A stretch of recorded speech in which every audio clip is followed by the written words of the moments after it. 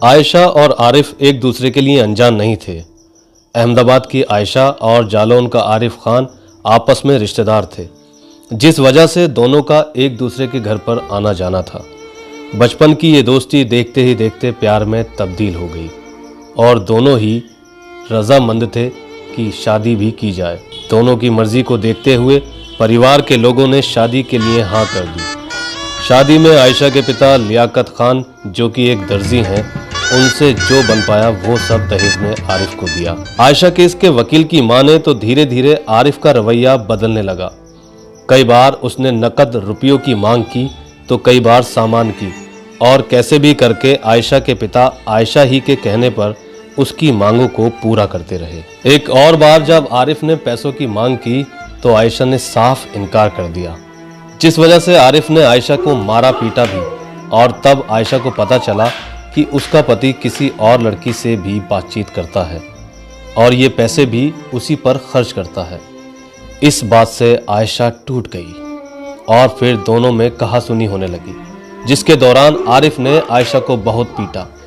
यही वो वक्त था जब आयशा के पिता ने आरिफ पर घरेलू हिंसा का केस दर्ज करवाया था, पर शायद इस केस में पुलिस की भी काफ़ी ढील रही, जिसके चलते आरिफ के हौसले बुलंद थे और वो आयशा को एक भी बार बुलाने नहीं गया। आयशा दुखों के इस पहाड़ को करीब 1.25 साल से उठा रही थी। वो अपने मायके में ही थी। वो रोज़ कभी आरिफ को, कभी आरिफ के परिवार वालों को फ़ोन कर साथ में रहने की गुहार लगाती रहती थी। अपनी मौत के दिन जब एक और बार आयशा ने आरिफ को फ़ोन किया और कहा, आरिफ बहुत दिन हो गए, अब तो मान जाओ, मुझे लेने आ जाओ आरिफ, वैसा ही होगा जैसा तुम चाहोगे आरिफ।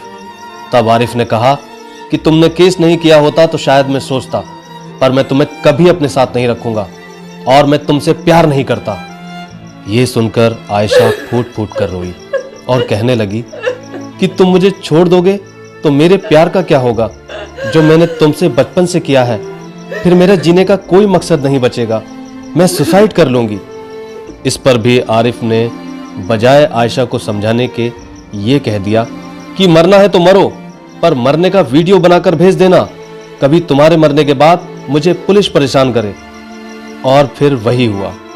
आयशा वीडियो बनाया और उसे अपने पति को व्हाट्सएप किया।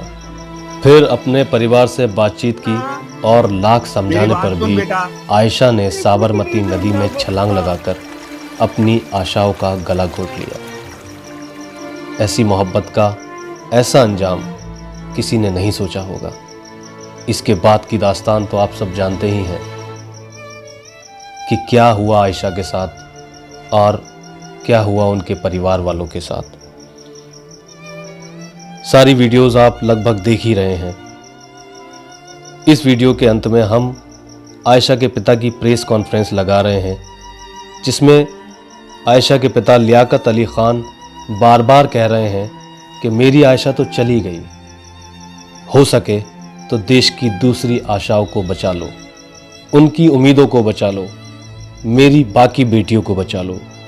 बहुत हुआ हिंदू मुस्लिम, बहुत हुई राजनीति, देश में और भी बहुत मुद्दे हैं, उन पर ध्यान दीजिए। बाकी आयशाओं को बचाइए, दहेज को ख़त्म कीजिए, इसके खिलाफ भारी कानून लाइए, इसके खिलाफ भारी कानून लाइए। हमारी वीडियो पसंद आए तो लाइक ज़रूर करें, शेयर ज़रूर करें और हाँ, चैनल को सब्सक्राइब ज़रूर करें। धन्यवाद। मैं तो अब एक ही चाहता हूँ यार, हिंदू मुसलमान के लिए बहुत लड़े यार। अब मेरी आयशा चली गई, नहीं आएगी वो, मुझे भी पता है वो नहीं आएगी। उस जालिम को जेल क्या, उसको फांसी हो जाएगी तो भी नहीं आएगी। अरे वो जहाँ की सारी बेटियां मेरी आयशा, उनको बचा लो बस। मैं इतना ही कहना चाहता हूँ, मुझे अब और कुछ मत पूछो आप, मुझे और कुछ नहीं कहना है। बहुत लड़ लिया यार हिंदू मुसलमान यार। बेटी के लिए लड़ो यार, बचा लो मेरी दूसरी आयशाओं को, मत मरने दो।